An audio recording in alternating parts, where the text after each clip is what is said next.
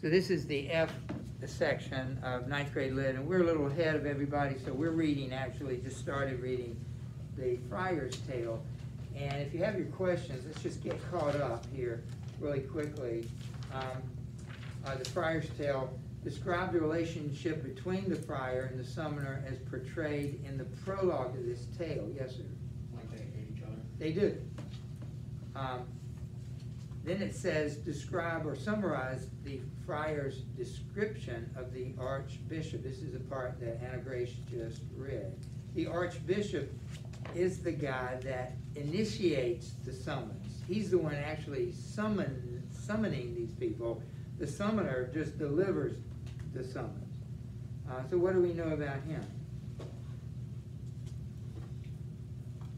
He's pretty good, and he takes care of a lot of stuff and condemns people for a lot of things. That's his job, apparently, at least the way he sees it. Yeah, fornication, witchcraft, adultery, defamation, breach of wills, all sorts of things lie in his power to prosecute. And so he does a lot of the lechery. Lechery would be the sexual sins. So that's number 3. And now we're going to find out about the summoner himself. So we'll start with Campbell. Make sure everybody's listening and paying attention. He had a summoner ready to his hand. There was no slyer boy in all the land, for he had subtly formed a gang of spies, who taught him where his profit might arise. And he would steal a letter from his store, to teach the way to 24 more. Though it may drive him mad as a March hare, our summoner here, I will not spare his heredities. He has no jurisdiction on friars, and he cannot make infliction upon us, now or ever, or make dues from friars, nor from women of the stews. The summoner shouted, we have no control on either lot. The devil take your soul. Called out the host, I say I won't have squalls. On with your story, sir, and if it gals, the summoner spare him not, my worthy master. See what just happened? Here's the friar talking about a summoner, and the summoner interrupts him and saying, disagrees with what he's saying, and the host interrupts and says, let the friar speak. And so it's that kind of interaction that kind of makes it interesting. Do you see already how the summoner could be corrupt? How could he become, how's it a job that could lend itself to corruption? Remember, he delivers the summons to the people that are accused. It says that he has spies who taught him where his profit might arise. And he would spare one ledger from his store to teach the way to 24 more. Yeah. Maybe he gets paid based off of how many people he's actually able to summon or something, and so he leaves one and kind of lets that guy harbor up another. I don't know if it was a nest of lectures or something, and then he goes back and does the same thing over and over again. And he calls them spies too. So what advantage is it to him if he has these spies who come up to him and say, "Listen, I heard about Mr. Smith, and this is going on with Mr. Smith." How could he use that to his advantage? Blackmail. He knows, well, we have blackmail, but he knows everything that's going on, so Yeah. he knows where he can make the most profit. Which means he does blackmail them for money, extorts money out of them. Listen, I can tell the archdeacon, and you got to go to court, but if you just pay me $20, $100, whatever it is. So that's how that works. So let's go. Lena, you wanted to read, didn't you? Yes. I think we're at the. This treacherous Yes, that's it. This treacherous thief, the friar said, was pastor to certain gods, by his hand, lords for a hawk, none such in all the land. They told him all the secret things they drew, from sinners their acquaintance was not new. Each was his agent, say, his private spy. He drew large profits to himself thereby. Even the archdeacon didn't always know how much he got.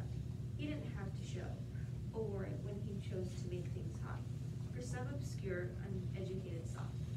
For he could summon under threat of curse, and they were glad enough to fill his purse, or give him banquets at the land and flag. All right, well, that just bears out what we said about the blackmail. That's how he uses the spies. You want to read one more? Yeah, it's so short. And just as Judas kept a little bag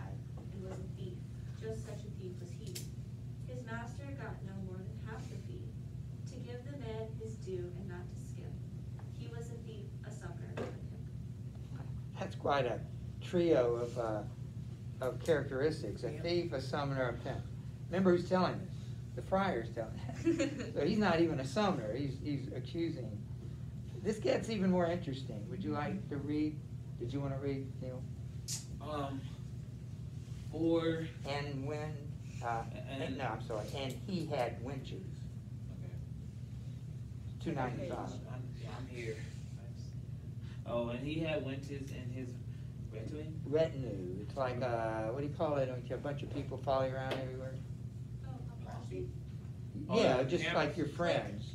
Retinue. Entourage. Entourage. Yeah, it's like an entourage. Go ahead. So when the Reverend Robert or Sir Hugh or Jack or Ralph, whoever it was, drew near and lay with them, they told it in his ear. He and these wenches made a gang at it. Then he would fetch forth a fisher's writ, summon them both before the chapter bench, and skin the man while letting off the wind, saying, "Dear friend, I know you would prefer. Her name were struck from our black register. Trouble yourself no further, my good man. On her account, I'll help you all I can." He knew Okay, so. before you go on, did you get the seriousness of that? He knows the winches, that's just a nice way to say prostitute. And they come to him and let him know what's been going on. And do you notice the names or the two of the people that came? When Reverend Robert or Sir Hugh? So what kinds of people are visiting these ladies? That's a nice point. Yeah, again, just like the judge and the physician's tale, you expect more from the reverend. You know, that's pretty bad. And then Sir Hugh, he's a nobleman. So these guys and Jack and Ralph are just regular guys. But he can make a lot of money off the wealthy guys and blackmail them. You want to read the next one, Neil? Yes, sir. He knew so much of bribery and blackmail, I should be 2 years telling you the tale. There is no spotting dog that's more expert at knowing a wounded deer from one unhurt than was this summoner who could spot for sure lecher, adulterer, or paramour. Indeed, on that his whole attention went, because it was the source of all his rant. So it befell that on Okay, before you go on, he had such a sixth sense about it. He didn't have to even know anything. He could just kind of look at somebody, or he had this vibe that they were, doing something wrong, and yeah, maybe so. He read people very well. It's unfortunately he uses it for evil. You want to read another one? Yes, sir. So it befell that on a certain day, this summoner rode forth to catch his prey. A poor old fiddle of the window tribe, from whom one Thing, yeah. charged he hoped a bride. Now as he rode, it happened that he saw a gay young yeoman under a leafy shawl. He bore a bow with arrows bright and keen, and wore a little jacket of bright green, and had a black fringe that hat upon his head. Hail, welcome, and well met, the summoner said. Welcome to you and all the good lads, said he. Whether away under the greenwood tree, pursued the yeoman, how you far to go. Okay, so this particular day, and you can read next. I was just gonna ask like good about this. Yeah. But on this particular day, this is when the story really begins. This yeoman is out traveling to, notice what he's going to do. He's going to cheat who out of money? A widow.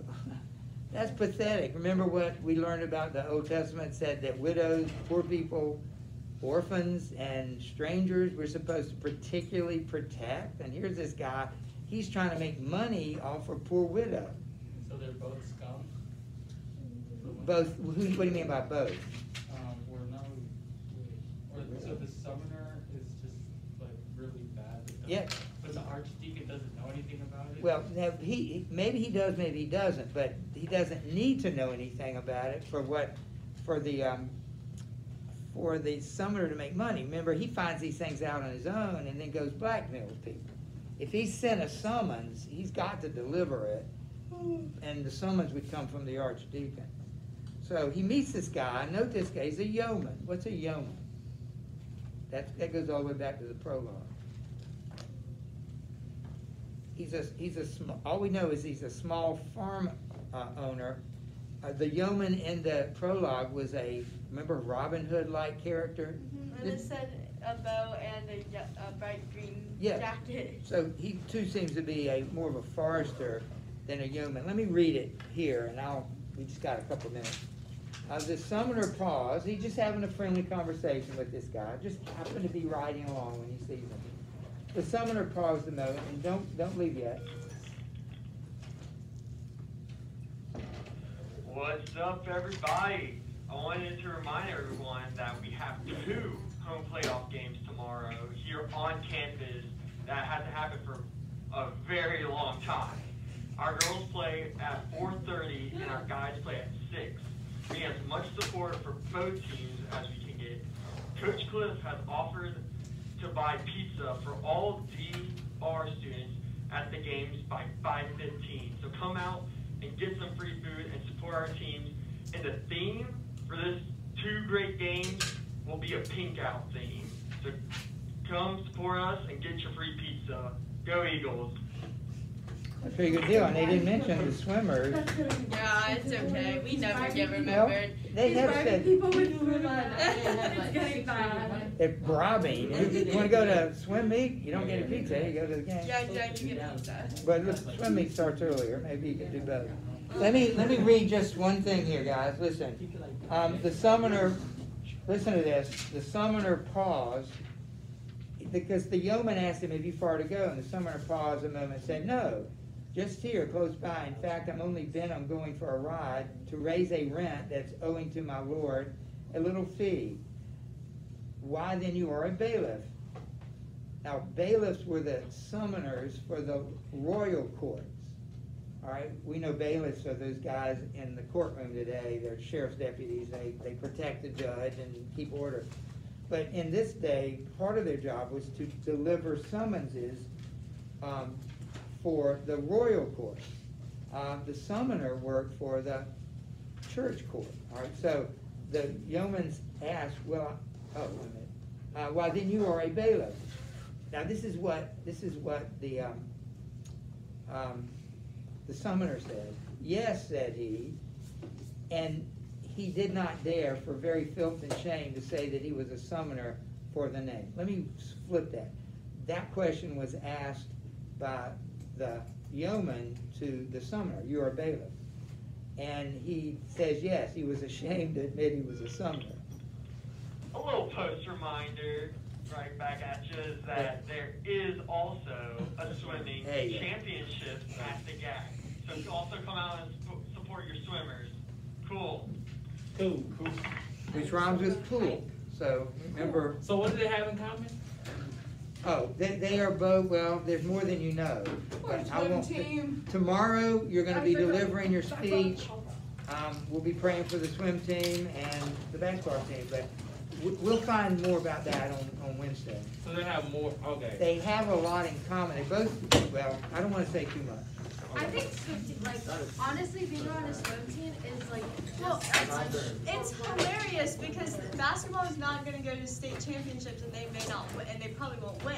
Whereas swimming got a whole championship last year, and this year they have a very good chance of winning states, but yet we still forget to mention them in our announcement. Neil, do you have anything to say about that? Are you? I have a lot to say about that. Neil, I think they should get more respect. Neil, I think they should get more respect. I think it's just the excitement that since college basketball hasn't been good in a ton of years, that just a lot of people just want to come out and see. Well but I feel like they should get the same respect as we do because they won. There's a hop, skip, and a jump and sketch. But I feel like they should get the whole okay, more it's as not much sketchy respect and it as goes to the right we and do to the because they left. won. Yeah, but if you just go straight Well shot said, down, Neil. then it's not.